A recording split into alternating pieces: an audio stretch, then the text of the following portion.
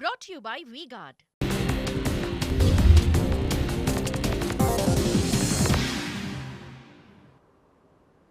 નમસ્કાર, આપ જોઈ રહ્યા છો TV9 સમાચાર સાથે હું છું માનસી સોની.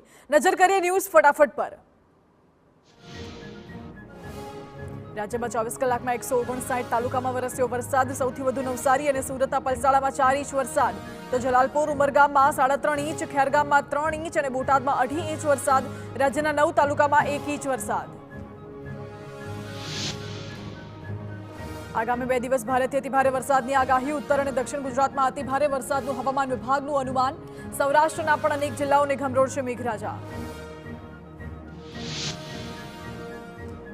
રાજ્યના મોટાભાગના જિલ્લાઓમાં આજે વરસાદની આગાહી. ગીર સોમનાથ, બોટાદ, કચ્છ, દીવમાં ભારે વરસાદના એંધાણ.